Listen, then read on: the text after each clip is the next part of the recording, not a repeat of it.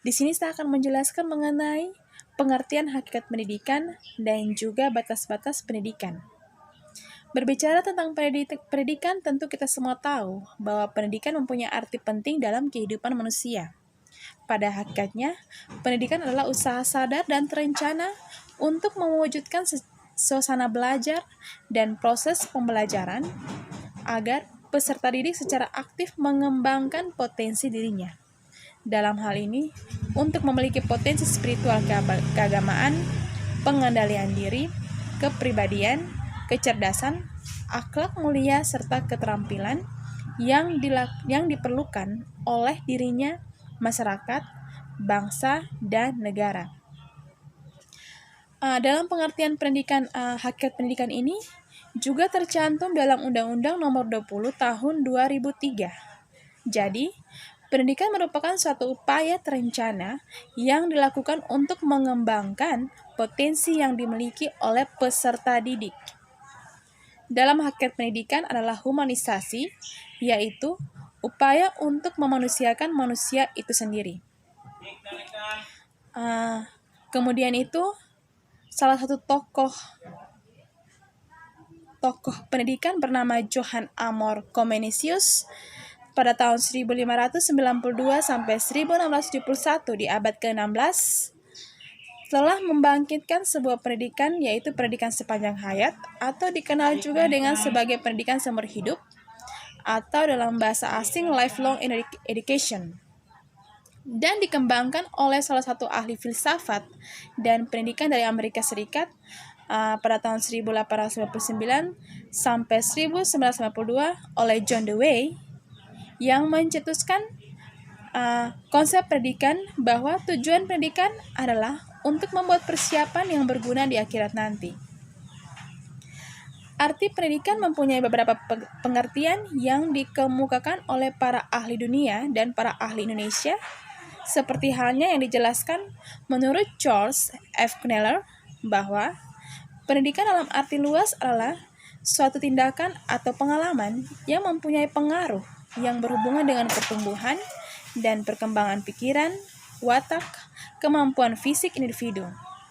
Kemudian hasil dari pendidikan itu adalah apa yang kita peroleh melalui belajar, pengetahuan, nilai-nilai, dan keterampilan-keterampilan.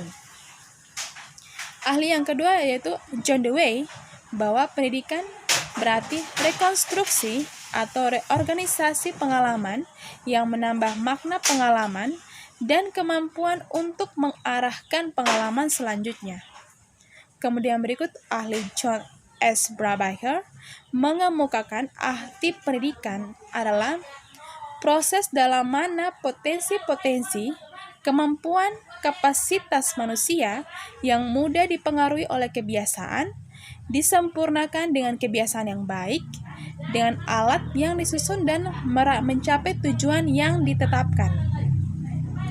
Salah satu ahli Indonesia atau tokoh pendidikan bernama Ki Hajar Dewantara juga mengemukakan tentang arti pendidikan itu sendiri, yaitu bahwa pendidikan menuntut segala kekuatan kodrat yang ada pada anak-anak itu agar mereka sebagai manusia dan juga sebagai anggota masyarakat dapat mencapai keselamatan dan kebahagiaan yang setinggi-tingginya.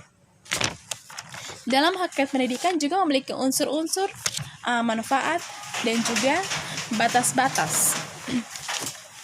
Unsur-unsur dari pendidikan yang pertama adalah pembinaan kepribadian, pengembangan kemampuan potensi, peningkatan dari tidak tahu menjadi tahu, serta tujuan atau aktualisasi diri. Kemudian yang kedua, terjalin hubungan antara dua pihak. Yang ketiga, pendidikan adalah proses sepanjang hayat dan perwujudan pendidikan diri secara utuh. Unsur yang berikutnya adalah aktivitas dapat berlangsung dalam keluarga, sekolah, dan masyarakat.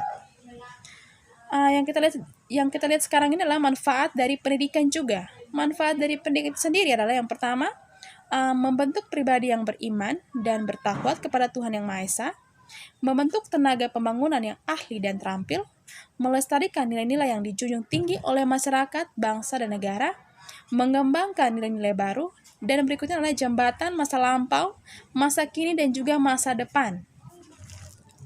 Dalam melaksanakan pendidikan juga memiliki batas-batas.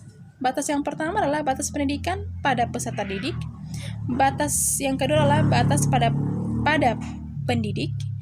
Kemudian batas yang berikutnya adalah dalam lingkungan dan sarana pendidikan. Yang mencakup lingkungan tersebut adalah lingkungan fisik, sosial, dan budaya. Sekian dan terima kasih.